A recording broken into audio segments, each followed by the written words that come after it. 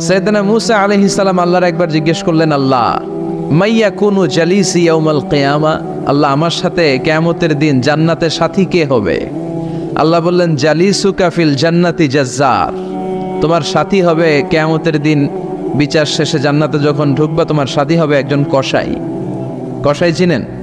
কি করে? গোশত কাটে। সাইয়েদনা মূসা আলাইহিস সালাম অবাক হলেন, ঘটনা কি? কসাই? আমি হইলাম নবী আর আমার সাথে জান্নাতে থাকবে? হাউ কাম ইটস পসিবল, এটা কিভাবে সম্ভব? আল্লাহ বললেন, নিজেই দেখে আসো এটা কেমন কসাই। সাইয়েদনা মূসা আলাইহিস সালাম ছদ্মবেশে কসাইয়ের দোকানে দাঁড়িয়ে রইলেন। দেখলেন স্পেশাল বিশেষ কোনো আমল নাই, কসাই শুধু গোশত কাটে, গোশত বিক্রি করে। দিন শেষে দোকান বন্ধ করে প্যাকেটের ভেতরে গোশত নিয়ে বাড়িতে রওনা হয়েছে। বাড়ির ভেতরে ঢুকে যাওয়ার পর সাইয়েদনা মূসা আলাইহিস সালাম ঘরের দরজার কড়া নাড়লেন। কসাই বলে, মান আনতা, তুমি কে? মূসা আলাইহিস সালাম বললেন, আনা মুসাফির, আমি মুসাফির, থাকার জায়গা নেই, আপনি যদি থাকার জায়গা দেন আপনার বাড়িতে থাকবো। কসাই বলে, আসেন। সাইয়েদনা মূসা আলাইহিস সালাম ঢুকলেন। কসাই বলে, এই ঘরে একটু থাকেন, ওই ঘরে আমার একটু কাজ আছে। মূসা আলাইহিস সালাম বললেন, যান, কাজ সেরে আসেন। মূসা আলাইহিস সালাম খেয়াল করলেন ওই ঘরে মাচার উপর থেকে বয়োবৃদ্ধ এক নারীকে তিনি নামিয়ে গোসল করালেন, টাওয়াল দিয়ে গা মুছিয়ে দিলেন, নতুন জামা পরিয়ে দিলেন। এরপর দোকান থেকে আনা সুন্দর গোশতের টুকরাটারে নিজ হাতে কেটে রান্না করলেন। তারপর রুটি বানালেন আর গোশত আর রুটি হাতে নিয়ে ওই মহিলার মুখে তুলে দিচ্ছেন। মহিলা খাচ্ছে, খায় আর বিড়বিড় করে কি যেন দোয়া পড়ে। সুবহানাল্লাহ পড়বেন না? ওই মহিলাকে খাওয়ানোর পরে কসাই সাইয়েদনা মূসা আলাইহিস সালামকে মেহমান হিসেবে খাবার নিয়ে আসলেন। বললেন, ও পথিক, খাবার খান, সকালবেলা আপনিও চলে যাবেন, আমিও যাব আমার দোকানে, খেয়ে আপনি ঘুমিয়ে পড়েন। মূসা আলাইহিস সালাম বললেন, ততক্ষণ পর্যন্ত তোমার আনা খাবারে আমি হাত দিব না যতক্ষণ না তুমি বলবা ওই মহিলাটাকে। কসাই বলে, হাদিহি উম্মি, এটা আমার মা। হাদিহি উম্মি, এটা আমার মা। এই দুনিয়া এই মা ছাড়া আমার কেউ নাই, আমিও ছাড়া আমার মায়ের কেউ নাই। তাই প্রতিদিন দোকানের কাজ শেষ করে গোশত এনে রান্না করে আমার মারে আমি খাওয়াই। হাদিহি উম্মি, এটা আমার জনম দুঃখিনী মা। সাইয়েদনা মূসা আলাইহিস সালাম, বুঝলাম তোমার মা, কিন্তু তুমি যখন রুটি তোমার মায়ের মুখের ভেতরে তুলে দিচ্ছিলে তোমার মা বিড়বিড় করে কি যেন পড়লো, কি পড়ে তোমার মা? কসাই বলে, আমার মায়ের একটা পাগলা দোয়া আছে। কি দোয়া? আমি জানি কশিন কালো এই দোয়া কবুল হবে না। আবেগের বশবর্তী হয়ে প্রতিদিন আমার মা আমার খেদমতে আমার উপর এত সন্তুষ্ট হয়ে যায়, এত খুশি হয়ে যায়। আমার মা প্রতিদিন বলতে থাকে, আল্লাহুম্মা জাআল ইবনি জালিসা মূসা ইয়াউমাল কিয়ামা। ও আল্লাহ, আমার ছেলের খেদমতে আমি এত সন্তুষ্ট, আমার ছেলের উপর আমি এতটাই রাজি খুশি। শুনেছি এই জামানার সবচাইতে বড় পয়গম্বর, বনি ইসরাইলের সবচাইতে বড় নবী, ওই নবীর নাম নাকি মূসা। ও আল্লাহ, আমি এত কিছু জানি না, এত কিছু বুঝি না, এত কিছু চাই না, তোমার দরবারে শুধু একটাই চাওয়া, একটাই ফরিয়াদ, তুমি আমার ছেলেরে কিয়ামতের দিন মূসার সাথে হাসর নসিব করে দিও। আমার ছেলে কসাই ছেলেটারে তুমি মূসার জান্নাতের সাথী বানিয়ে দিও। আল্লাহুম্মা জাআল ইবনি জালিসা মূসা ইয়াউমাল কিয়ামা, জালিস মানে ফ্রেন্ড, বন্ধু। আল্লাহ, জান্নাতে আমার ছেলে তুমি মূসার বন্ধু বানিয়ে দিও। মূসা আলাইহিস সালাম এবার বুঝতে পারলেন।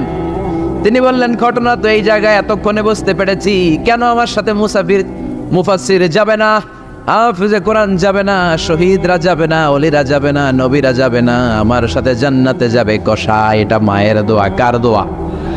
মায়ের দোয়ার দরকার আছে না নাই? অনেক পাওয়ারফুল মায়ের দোয়াটা। বুলেট মারলে বুলেট মিস হয়, মায়ের দোয়া মিস হয়? ড্রোন হামলা করলে ড্রোন হামলা মিস হয়ে যেতে পারে, কিন্তু মায়ের দোয়া কশিনকালে মিস হয় না। চিল্লায় বলেন ঠিক কি না? মায়ের দোয়াটাও কবুল, বদদোয়াও কবুল। ভয়ঙ্কর কিন্তু। মা দোয়া করলে কবুল হয়, কিন্তু বদদোয়া করলে কবুল হয় না। এরকম হলে it was not a big deal, এটা বড় সমস্যা ছিল না। কিন্তু দোয়া করলেও যেমনি কবুল, বদদোয়াটাও কবুল। এজন্য খবর আছে না নাই? এজন্য মায়ের কাছ থেকে সবসময় দোয়া নিতে হবে।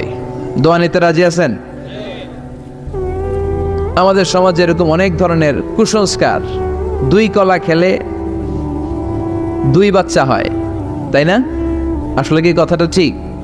বাচ্চা একটা হবে না দুইটা হবে, ছেলে হবে না মেয়ে হবে, এটা কে দেয়?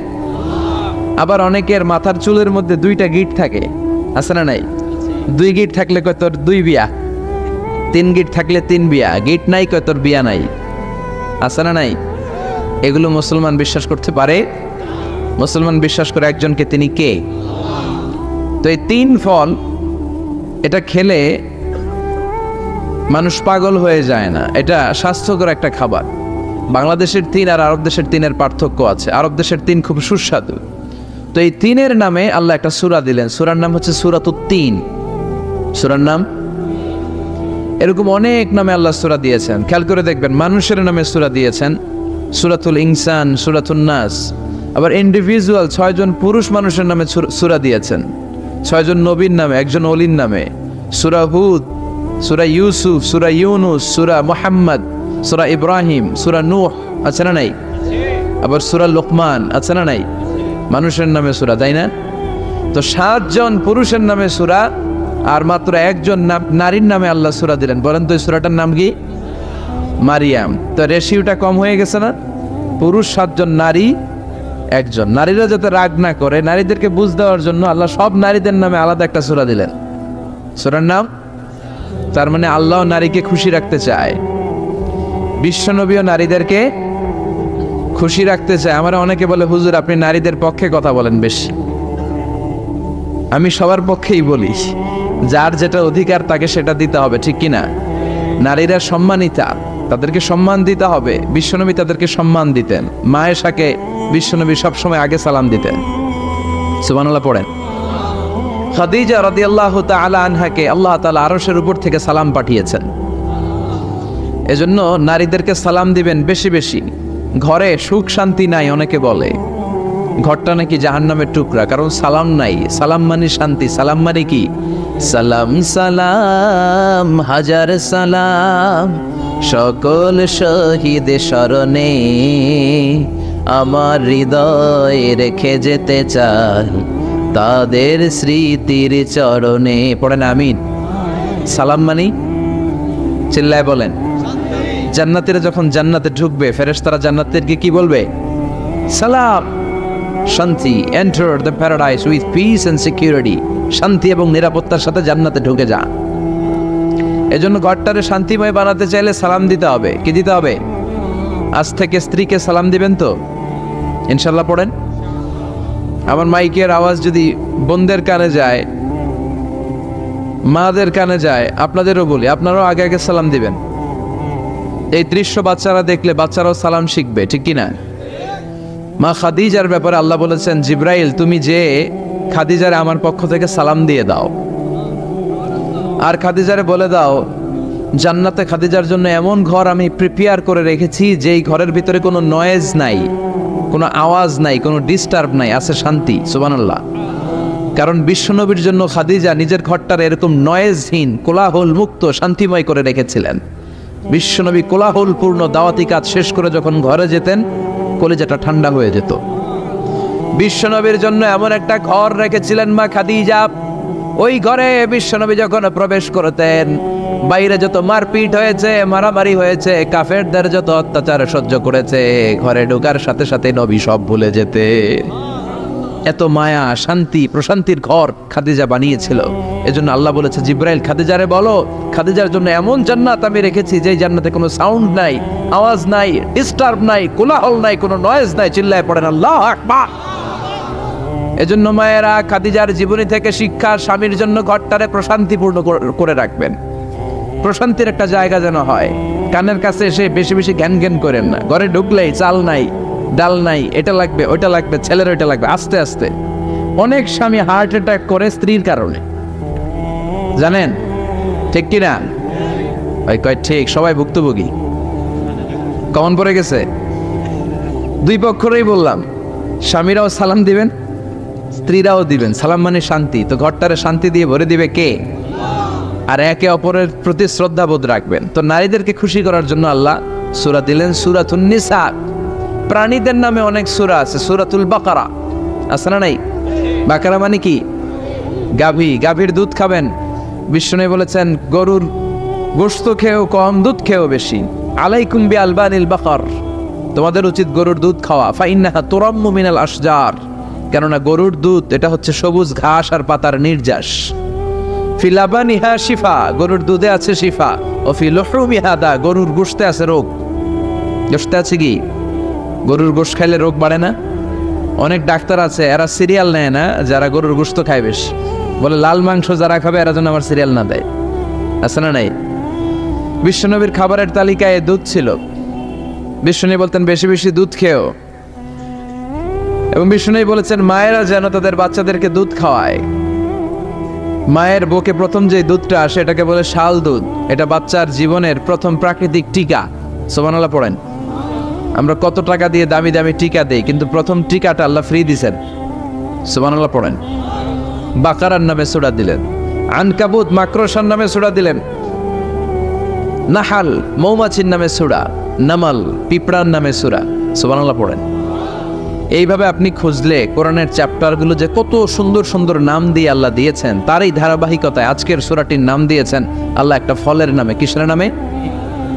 3 ফলের নামে। সূরার নাম কি? সাইয়েদনা বারা ইবনে আযিব রাদিয়াল্লাহু তাআলা আনহু বর্ণনা করেন, বুখারীর বর্ণনা। তিনি বলেন সামি'তু রাসূলুল্লাহ ইয়াকরাউ সূরাতাত তিন ফি সালাতিল ইশা, আমি বারা ইবনে আযিব রাদিয়াল্লাহু তাআলা আনহু এশার নামাজে বিশ্বনবীকে সূরাতুত তিন তেলাওয়াত করতে শুনেছি। কোন নামাজে? কোন সূরা পড়তেন? কোন নামাজে? কোন সূরা? মনে থাকবে? পড়বেন তো? তিনি বলেছেন এশার নামাজে আমি বিশ্বনবীকে সূরাতুত তিন তেলাওয়াত করতে শুনেছি। ফামা সামি'তু আহসানা সাওতিন মিন সাওতি রাসূলিল্লাহ, আল্লাহ রাসূলের কণ্ঠের চাইতে এত মধুর কণ্ঠ আমার জীবনে শুনি নাই। বিশ্বনবী যখন তেলাওয়াত করতেন সাহাবাদের কলিজা ঠান্ডা হয়ে যেত। সাহাবারা মাঝে মাঝে খাবার না পেলে, ঘরে খাদ্য না থাকলে বিশ্বনবীর কাছে চলে আসতেন, এসে বিশ্বনবীর চেহারার দিকে তাকায় থাকতেন, ওনার কণ্ঠে তেলাওয়াত শুনতেন। বিশ্বনবীর তেলাওয়াত শুনলে চেহারার দিকে তাকায় থাকলে ক্ষুধার কথা তারা ভুলে যেতেন। কি কণ্ঠ ছিল বিশ্বনবীর! অনেকে বলে সাইয়েদনা দাউদ আলাইহিস সালামের কণ্ঠ ছিল অনেক চমৎকার, এটা ঠিক, কিন্তু বিশ্বনবীর চাইতে বেশি সুন্দর না। আকাবা উপসাগরের তীরে বসে সাইয়েদনা দাউদ যখন তেলাওয়াত করতেন, সাগরের মাছগুলো সাগর ছেড়ে ডাঙায় চলে আসতো, বনের পশু বন ছেড়ে বাইরে আসতো, আকাশের পাখি আকাশ ছেড়ে দিয়ে নিচে নেমে আসতো, কিন্তু বিশ্বনবীর কণ্ঠটা এর চেয়েও বেশি সুন্দর ছিল। সুবহানাল্লাহ পড়া। বিশ্বনবী সারাদিন যেই কোরআনের আয়াতগুলো নাজিল হয়েছে, প্রত্যেক রাত্রে এশার নামাজের পর ঘরের মধ্যে বসে বসে আয়াতগুলো তেলাওয়াত করতেন। আর মক্কার আবু জাহেল, উতবা, শাইবা, ওয়ালিদ ইবনে মুগীরা সবাই লুকিয়ে লুকিয়ে তেলাওয়াত শোনার জন্য বাড়ির চিপায় চলে আসতো। আবু জাহেল, উতবা, শাইবা এটা কি বিশ্বনবীর পক্ষের লোক না বিপক্ষের? বিপক্ষের লোক হয়েও নবীর কণ্ঠের তেলাওয়াত শোনার জন্য পাগল। তাইলে কণ্ঠটা কি নরমাল কণ্ঠ ছিল? যেন তেন কণ্ঠ ছিল? আবু জাহেল ছিল মক্কা শহরের প্রেসিডেন্ট, সে ঘোষণা দিয়ে দিত কেউ মুহাম্মাদের কণ্ঠের তেলাওয়াত শুনবা না, শুনতে যেতে পারবা না, সবাইকে নিষেধ করে রাত্রিবেলা চোরের মতো নিজেই যাইতো। সুবহানাল্লাহ পড়েন। হজের মৌসুমে আবু জাহেল ঘোষণা দিয়ে দিল খবরদার, মক্কায় ঢুকার যতগুলো গেট আছে সবগুলো গেটে তোরা দাঁড়ায় থাকবি, হাজিদেরকে বলবি মক্কায় নতুন একটা পাগল এসেছে, তার কথা যারা শুনে তারাও পাগল হয়ে যায়। নাউজুবিল্লাহ পড়েন।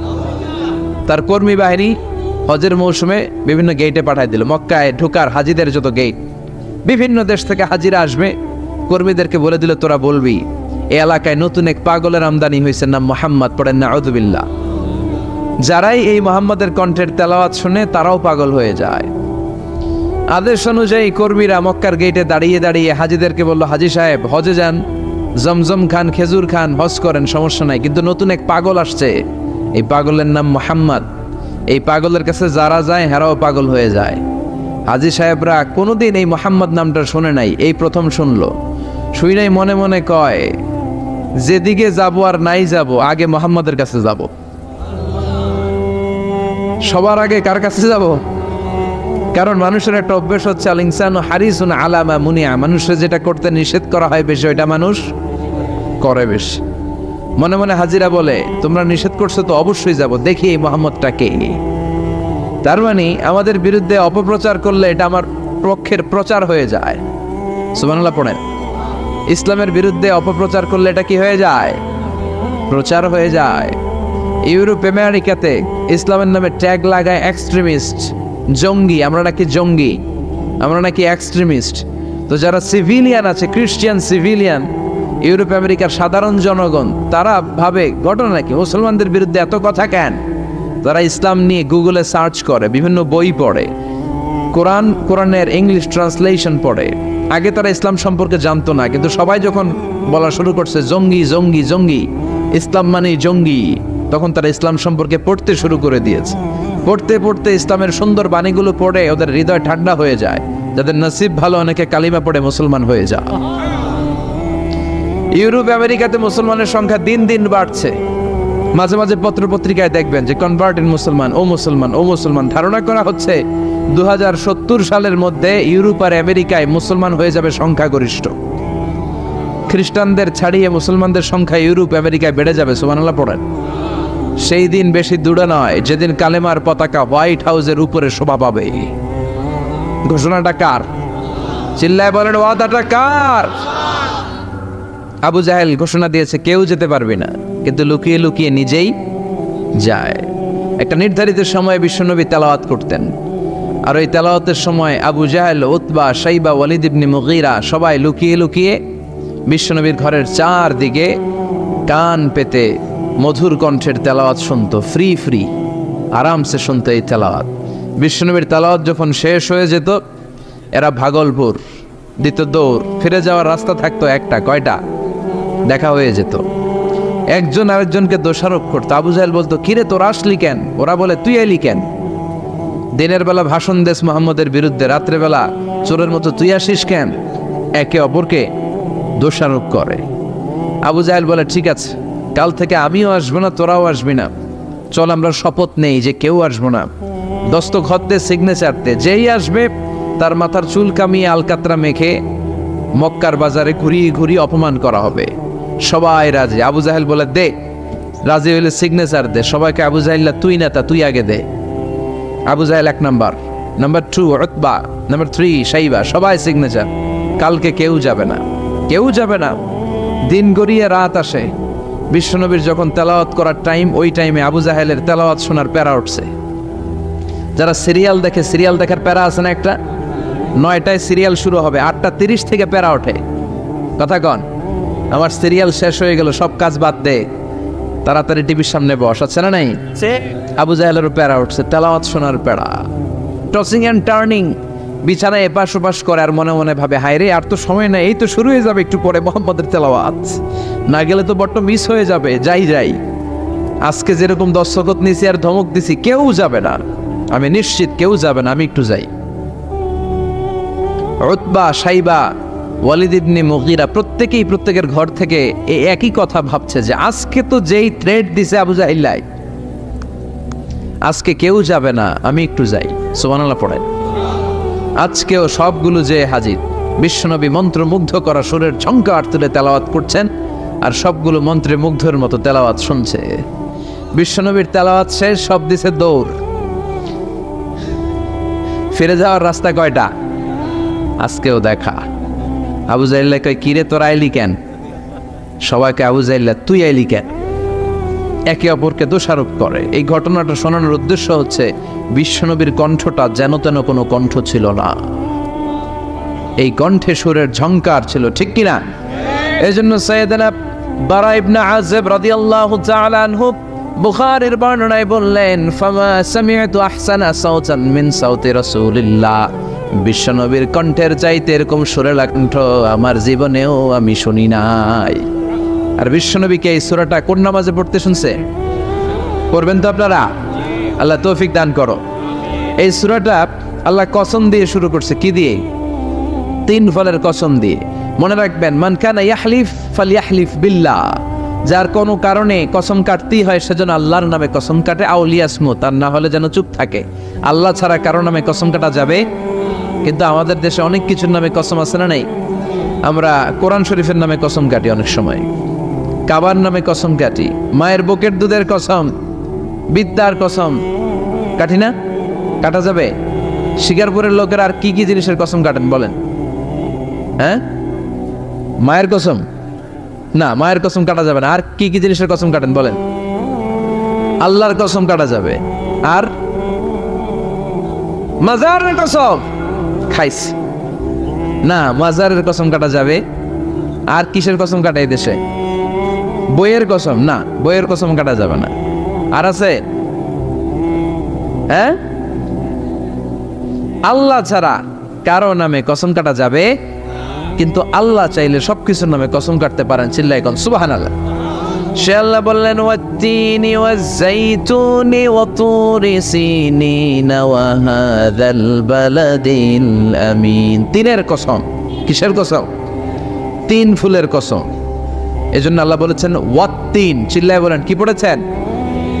সম্মানিত ভাইরা খেয়াল রাখবেন, কসম যখনই আল্লাহ কেটেছেন তখনই আল্লাহ ওয়াও ব্যবহার করেছেন। এটাকে বলে, এই যে এটা কিন্তু তাফসিরের আসল কথা, মনে রাখেন, ওয়াও আল কাসামিয়া, এটার বলে কসম কাটার ওয়াও। যত জায়গায় আল্লাহ কসম কেটেছেন তত জায়গায় আল্লাহ কি ব্যবহার করেছেন?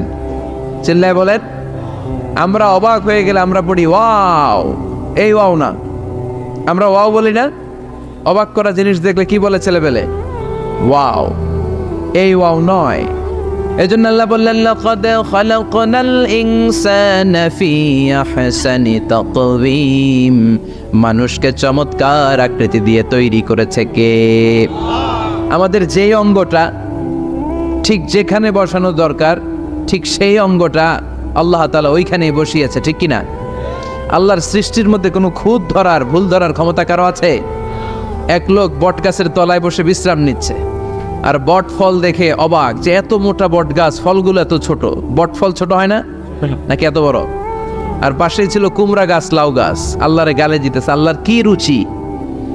চিকন চিকন কুমড়া গাছ, চিকন চিকন লাউ গাছ, এত বড় ফল, আর ইয়া মোটা বট গাছ, এতটুকু ফল। আল্লাহর গালি দিতে দিতে ঘুমায় গেছে। আল্লাহরে গালি মারতে মারতে কখন যে ঘুমায় গেছে নিজেও জানেন। হঠাৎ একটা বট ফল পড়ছে একেবারে নাকে, লাফ দিয়ে উঠেছে।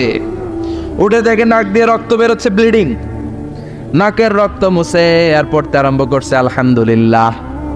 কি পড়ে? মনে মনে কয় আল্লাহরে কেন গালি দিলাম? ওই কুমড়া যদি এইখানে হইতো, ওই লাউ যদি এইটার উপরে হতো, কুমড়া যদি একটা নাকের উপরে পড়তো, আমি নিজেই কুমড়া হইয়া যাইতাম, ঠিক কি না? সুবহানাল্লাহ পড়েন। মা খালাকতা হাযা বাতিলা। এমনি এমনি আল্লাহ কিছু বানায় নাই, যেখানে যেটা যতটুকু দরকার সেটা করে দিয়েছে কে? চোখ যেখানে থাকা দরকার চোখ দিছে কে? নাক যেখানে দরকার নাক দিছে কে? চোখ কান এদিকে না হইয়া যদি অন্যদিকে হইতো সুবিধা হইতো? চোখ দুইটা মনে করেন এদিকে নাই, আছে এদিকে, এদিকে একটা চোখ, এদিকে, সুবিধা হইতো? খাওয়ার সময় আমরা প্রথমে দেখি, নাক দিয়ে শুকি, তারপরে মুখে মারি, ঠিক কি না? তো চোখ যদি পিছনে হইতো প্রত্যেকটা খাবার নিয়ে চোখটা দেখানো লাগতো এইভাবে, তাই না? নাকও যদি এইখানে না হয়ে এদিকে নাকটা হইতো, খাবার নিয়ে গ্রান শুকতে চাইলে পেছনে নিয়ে।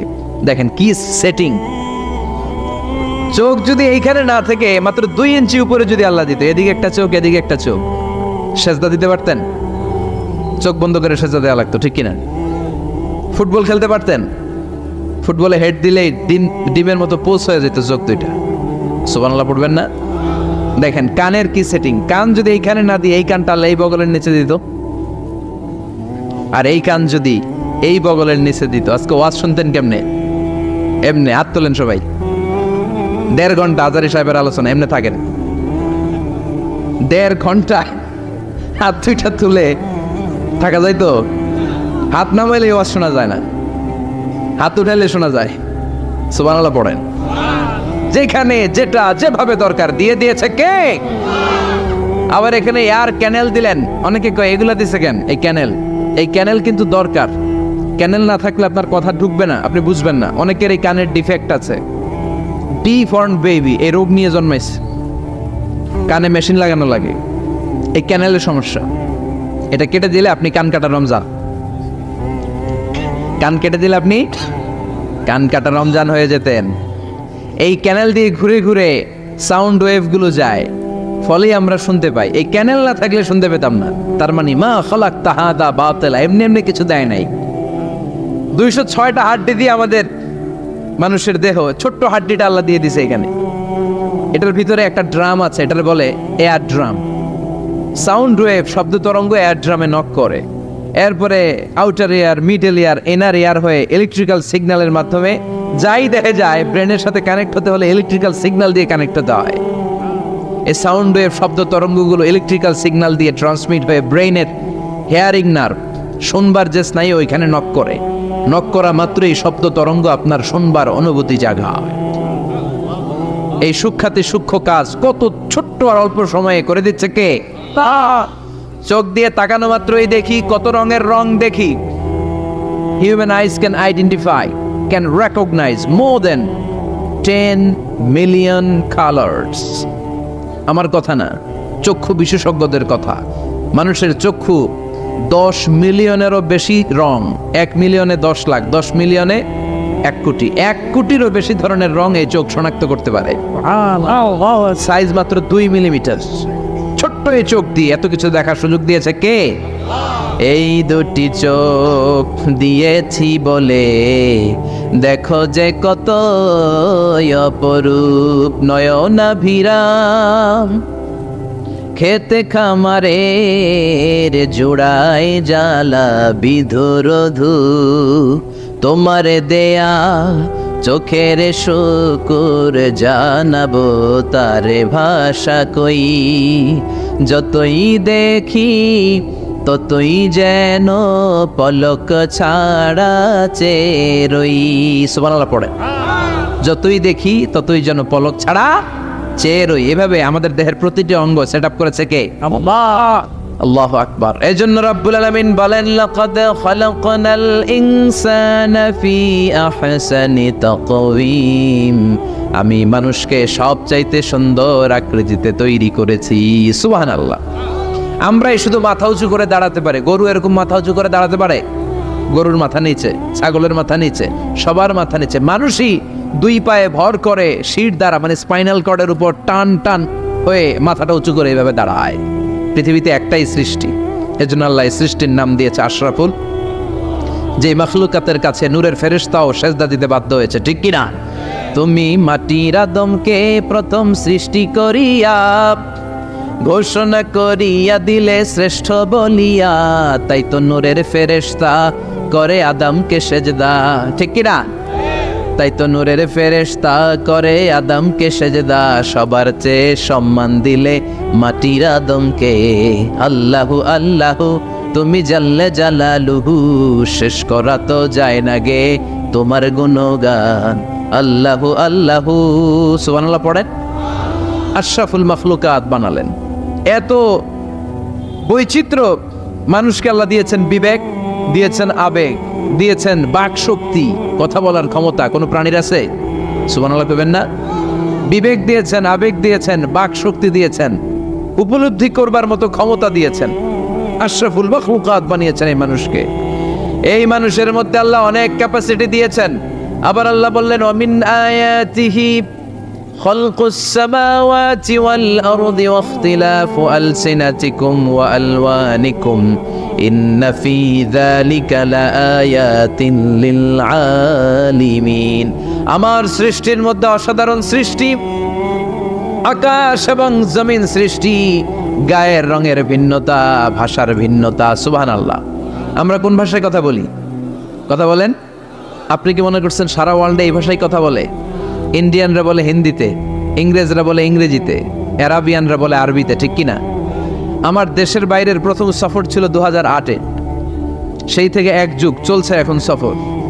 ওই সফর যে কত দরকার ছিল, ওই সফরের আগে এই গ্লোবাল ইসলামকে দেখার সুযোগ আমার হয়নি। মানুষের যে কত ভিন্নতা, কত ভাষায় যে মানুষ কথা বলে। 2008 সালে আমি যখন আমার ইউনিভার্সিটিতে গেলাম, মাগরিবের সালাতের সময় পৌঁছেছি। আজান হওয়ার সাথে সাথে দেখলাম students of more than 100 nationalities, they are coming out from their hostel to offer মাগরিব প্রেয়ার। মাগরিবের আজান দেখলাম হোস্টেল থেকে বিভিন্ন রঙের ছেলেপেলেরা মাগরিবের সালাত পড়ার জন্য বেরোচ্ছে। এক একটার কালার এক এক রকম, এক একটার ভাষা এক এক রকম। আমরা বাংলায় বললে আরাবিয়ানরা বুঝে না, আরবিয়ানরা আরবিতে বললে ইন্ডিয়ানরা বুঝে না, ইন্ডিয়ানরা হিন্দিতে বললে ইংরেজরা বুঝে না, চাইনিজরা মান্ডারিনে বললে কেউ বুঝে না। চিয়াং ফিয়াং জিয়াং এগুলো হচ্ছে চাইনিজ ভাষা। ইয়াং শিয়াং দিয়ে যখন কথা বলে কেউ বুঝে না। প্রথম মাগরিবের সালাত পড়ে আমি প্রথম নিগ্রু মানুষ আবিষ্কার করলাম। এর আগে কোনোদিন কালো মানুষ দেখি নাই। সালাম ফিরে ডানে দেখি এক নিগ্রু, বায়ে দেখি আরেক নিগ্রু। আমি মনে করছি কিরামান কাতিবিন। এই নিগ্রু দেখে আমি দিছি দৌড়। সবাই কই দৌড়ান কেন? আমি বললাম এরা কারা? আমারে বলা হলো এরা আপনার বন্ধু। এরা কি? এই কালো লোক নাকি আমার বন্ধু। বললো 5 বছর এই নিগ্রুদের সাথে আপনার থাকতে হবে। 100টারও বেশি দেশের ছাত্র আমরা একসাথে থেকেছি। কারো ভাষা কেউ বোঝে না, কারো গায়ের রঙের সাথে কারো গায়ের রঙের মিল নাই। চিল্লায় বলেন সুবহানাল্লাহ।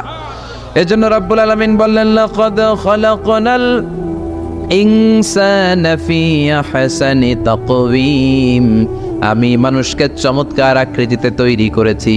সুম্মা রাদাদনাহু আসফালা সাফিলিন, তারপর মানুষকে আমি আবার নিম্নমুখী করেছি। মানুষের সৌন্দর্যটা সবসময় থাকে না। এই যে যুবক অবস্থায় আমাদের কি সুন্দর চামড়া, কি সুন্দর দেহ, বয়স যখন 70-80 হবে এরকম থাকবে? কথা বলেন না।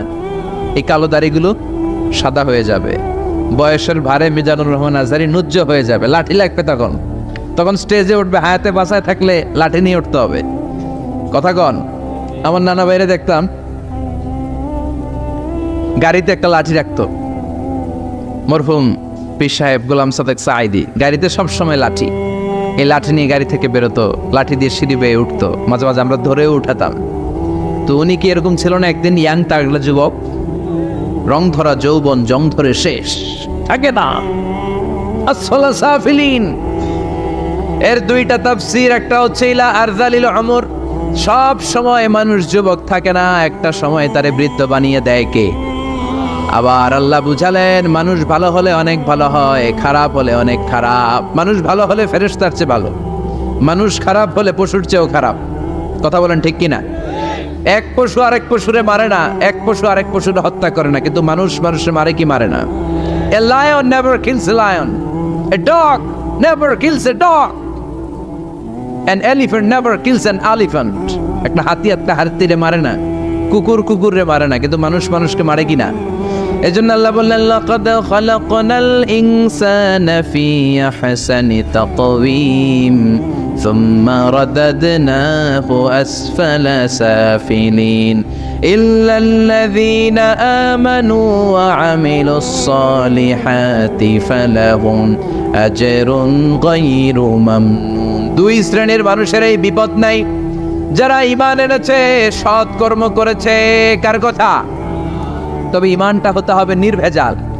ওই ঈমানে শিরকের কোনো ছিটেফোঁটা থাকতে পারবে?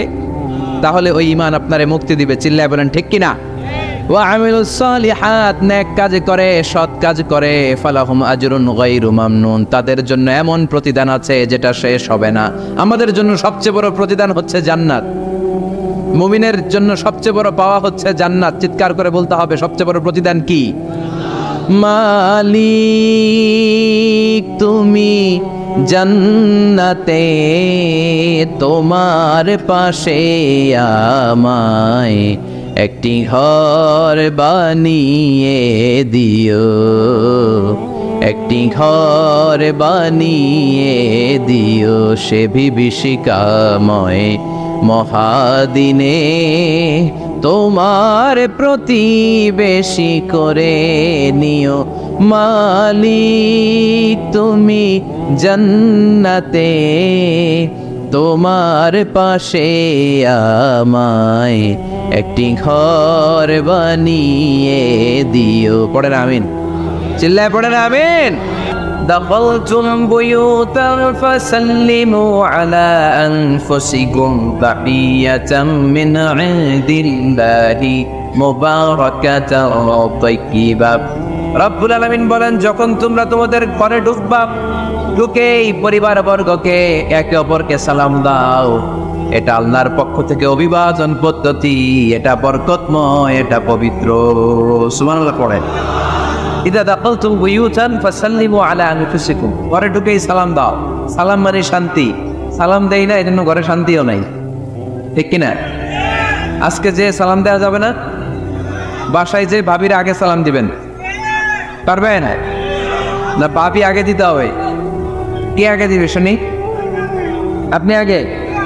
তুমি বিয়ে করছো নি? হ্যাঁ, আগে আগে সালাম দিবে। রাজি আছেন? ঘরে ঢুকেই সালাম। বাবা দিবে ছেলেকে সালাম, ছেলে দিবে বাবাকে সালাম। স্বামী দিবে স্ত্রীকে সালাম, স্ত্রী দিবে স্বামীকে সালাম। ভাই দিবে বোনকে সালাম, বোন দিবে ভাইকে সালাম। সালাম মানে শান্তি। সালাম নাই, এজন্য ঘরেও শান্তি নাই। চিল্লায় বলেন ঠিক কি না? এজন্য আল্লাহ বললেন, তোমার ঘরে যখন তুমি ঢুকবা, ফাইদা দাখালতুম বুয়ুতা ফাসাল্লিমু আলা আনফুসিকুম, তোমরা নিজেদেরকে সালাম দাও। তাহিয়াতাম মিন ইনদিল্লাহ, এটা আল্লাহর পক্ষ থেকে অভিবাদন পদ্ধতি। মুবারাকাতান তাইয়্যিবা, এই সালামের মধ্যে আছে বরকত, এটা পবিত্র। এজন্য ঘরে যদি আমরা সালামের প্রচার প্রসার বাড়াই, আমাদের ঘরগুলোরে শান্তিময় করবে কে? এটা হচ্ছে নিজেদের ঘর। নিজেদের ঘরে ঢুকলাম, সালাম দিলাম। অন্যের ঘরে তো আর সালাম টালাম লাগবে না, না? অন্যের ঘরেও লাগবে।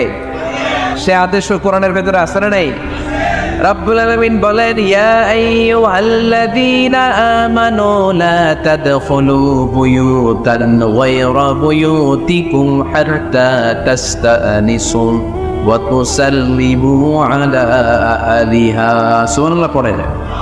আল্লাহ রেখে বললেন, ও ঈমানদার, ও বিশ্বাসীরা, অন্যের ঘরে যখন তোমরা প্রবেশ করবা, খবরদার প্রবেশ করার আগে অনুমতি নিয়ে নাও। অনুমতি নেওয়ার পাশাপাশি ঘরে ঢোকার আগে সালাম দিয়ে দাও। সুবহানাল্লাহ পড়ো। তাহলে নিজের ঘরে ঢুকি আর অন্যের ঘরে ঢুকি, ঢুকে কি দিব? আওয়াজ করে বলতে হবে, কি দিব? সালাম। আমি আপনাদেরকে সালাম দেই, উত্তর দেন, আসসালামু আলাইকুম ওয়া রাহমাতুল্লাহ। এবার আপনারা আমাকে সালাম দেন, আমি উত্তর দিব, ওয়ালাইকুম আসসালাম ওয়া রাহমাতুল্লাহ। পারা যাবে? নাকি বলবেন আমি বউরে কেন দেব, উনি না আমার আগে দিবে? আমি জামাই, আমি স্বামী, আমি হাজবেন্ড। আচ্ছা, হাজবেন্ডের কি বলেন সিলেটি ভাষায়? স্বামীরে জামাই কইতাইনি। জামাই তো জামাই আগে দিবে না বউ আগে দিবে? হ্যাঁ বলেন, আমি আগে দিব। কে আগে দিবে? আমি। আগে আগে সালাম দেন। আল্লাহ হাবিব সাল্লাল্লাহু আলাইহি ওয়াসাল্লাম বললেন, সহিহ মুসলিমের বর্ণনা, সহিহ মুসলিমের বর্ণনা, আওয়ালা আদুল্লুকুম আলা শাইইন ইযা ফাআলতুমুহু তাহাবাবতুম। আল্লাহর হাবিব বললেন, আমি কি তোমাদেরকে এমন একটা ফর্মুলা শিখাইয়া দিব না, এই ফর্মুলা যখন তোমরা অ্যাপ্লাই করবে, তোমাদের মধ্যে পারস্পরিক ভালোবাসা বাড়িয়ে দিবে কে? সাহাবীরা বললেন, ইয়া রাসূলুল্লাহ, অবশ্যই আপনি আমাদেরকে শিখাইয়া দেন। কোন সেই ফর্মুলা, যেই ফর্মুলা অ্যাপ্লাই করলে আমাদের মধ্যে ভালোবাসা বেড়ে যাবে? আল্লাহর হাবিব বললেন, আফশুস সালাম বাইনাকুম, নিজেরা নিজেদের মধ্যে সালামের প্রচার করো, প্রসার করো। দেখা হলে একে অপরকে তোমরা বেশি বেশি সালাম দাও। আফশুস সালাম বাইনাকুম, নিজেরা নিজেদের মধ্যে সালাম দাও। সালাম নাই ফলে ভালোবাসা নাই, সালাম নাই ফলে আমার ঘরে শান্তি নাই। তাহলে ঘরে শান্তি আনার এক নম্বর ফর্মুলা হচ্ছে সালাম। চিল্লায় বলতে হবে সোজানগরের ভাইয়েরা, এক নম্বর ফর্মুলার নাম কি? সালাম।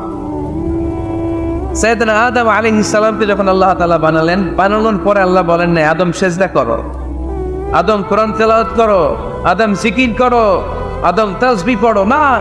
আল্লাহ প্রথম যে আদেশটা দিয়েছেন সেটা হচ্ছে সাল্লিম, আদম সালাম দাও। আদম কি দাও? সালাম দাও। আল বাদিউ বিসসালামি বারিউম মিনাল কিবর, আগে আগে যে সালাম দেয় তার অন্তর থেকে অহংকার উঠিয়ে নেয় কে? আমাদের অন্তরে অহংকার আছে না নাই? যাদের অন্তরে বেশি বেশি অহংকার, তার আমরা বেশি বেশি সালাম দিব। আমাদের হৃদয়টাকে অহংকার মুক্ত করে দিবে কে? সেই বুখারীর বর্ণনা, লাম্মা খালাকাল্লাহু আদম ওয়া কানা তুলুহু 60 যিরাআন, রব্বুল আলামিন সাইয়েদনা আদম আলাইহিস সালামকে যখন তৈরি করলেন 60 হাত লম্বা করে বানালেন। আবার আমরাও যারা জান্নাতের ভেতরে ঢুকবো, আমাদেরকেও সেদিন 60 হাত লম্বা করে বানিয়ে দিবেন কে?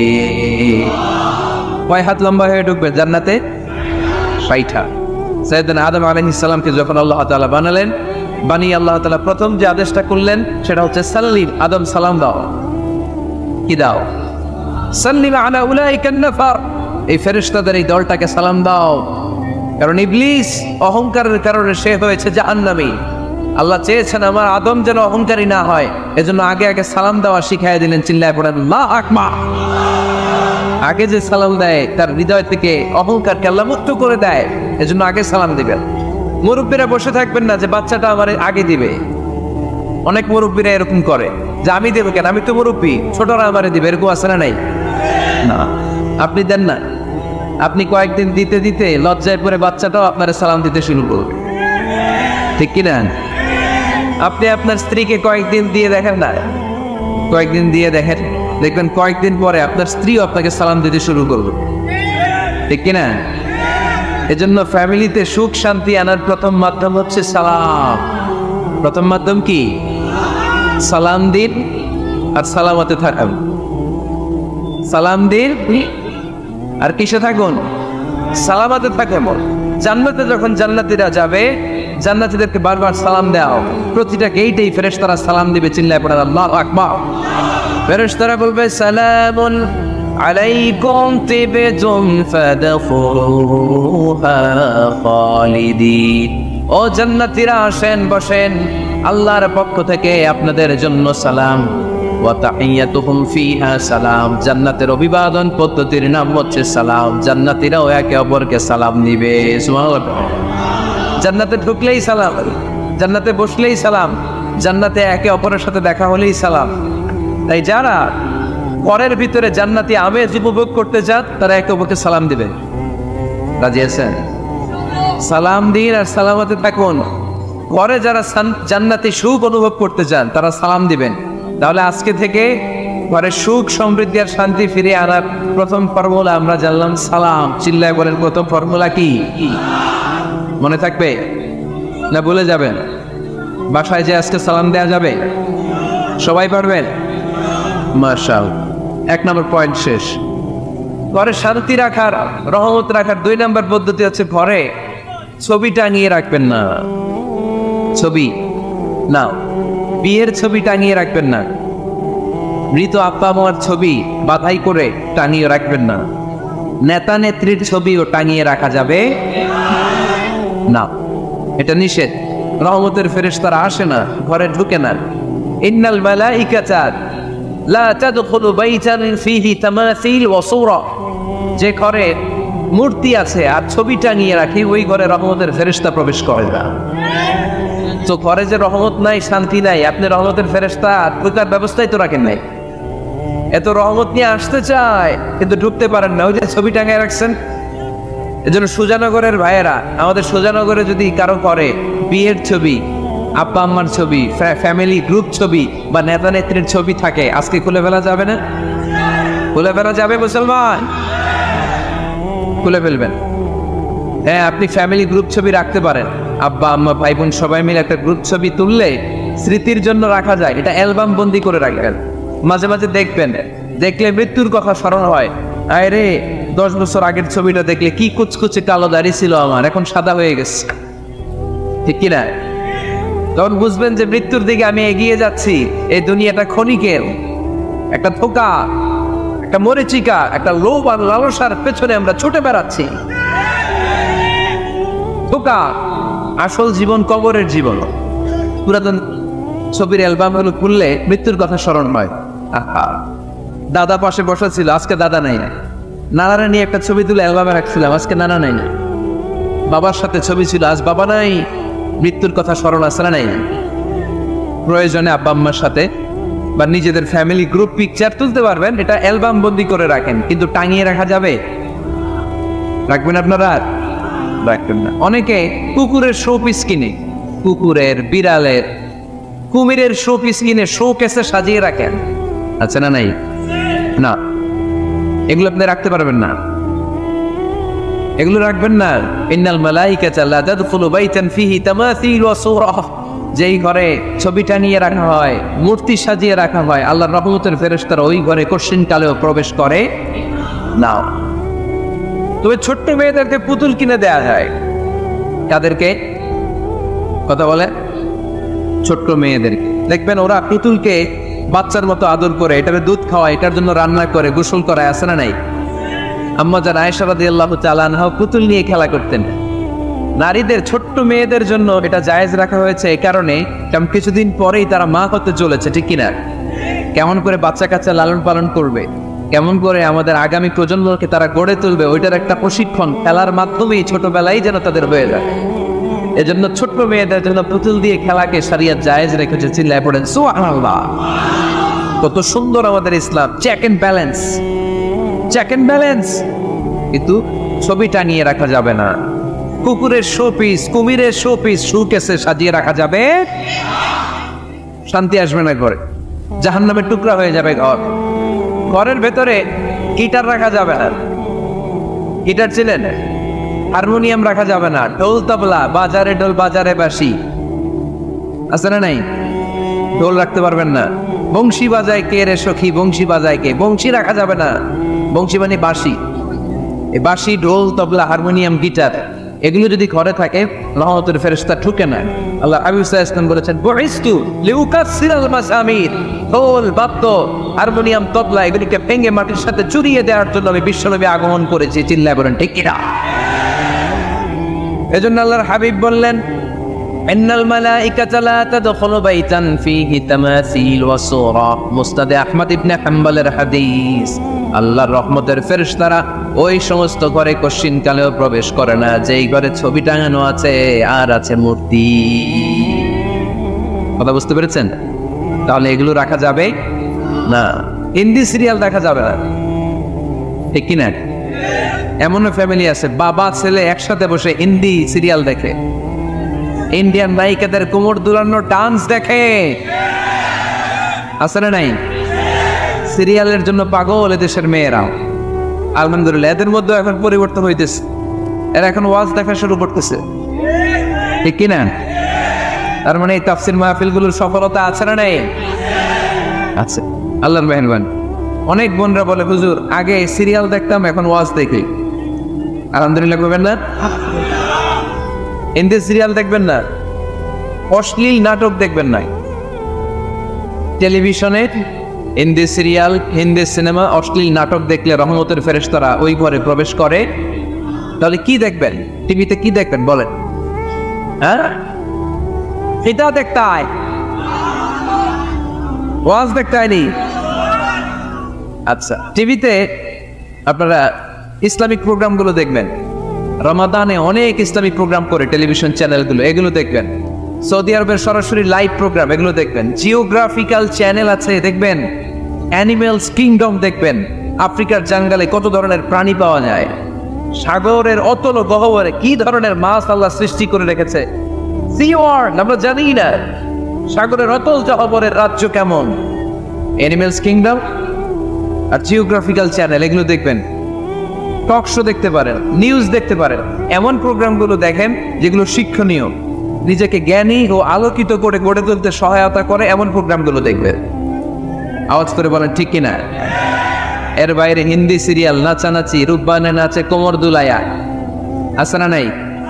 ফেরেশতারা বলবে তগরে পিটামু আমরা জুলায়া, এগুলো দেখা যাবে, তাহলেই শান্তি আসবে।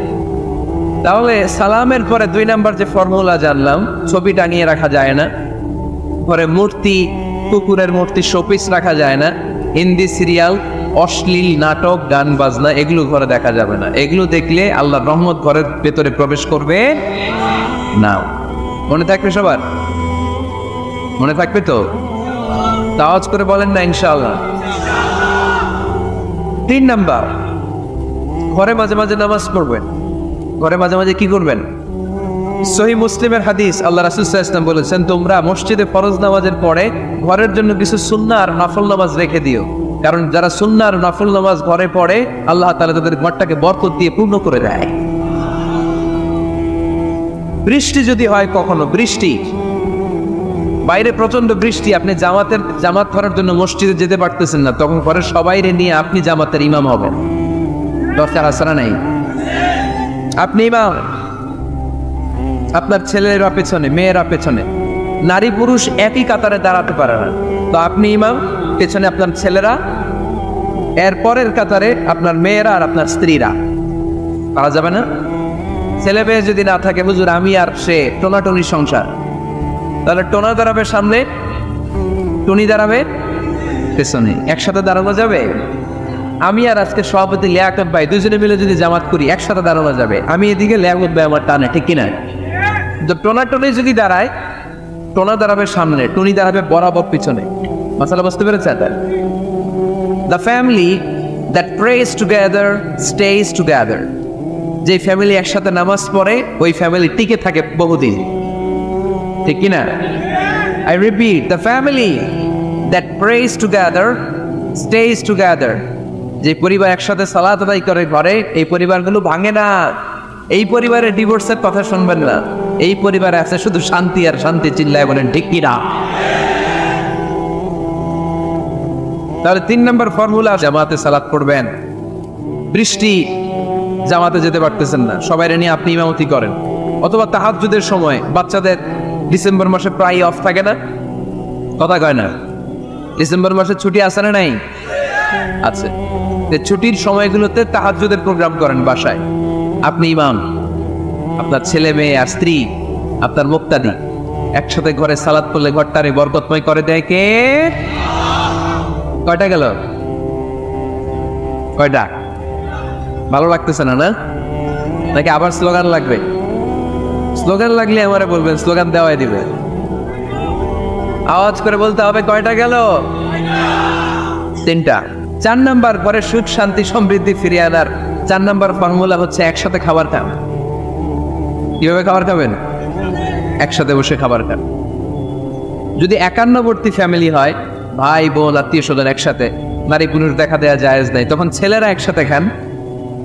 ছেলেদের পর্ব শেষ হলে মেয়েরা একসাথে খান। একসাথে খেলে খাবার শেয়ার করলে বরকত আছে না নাই?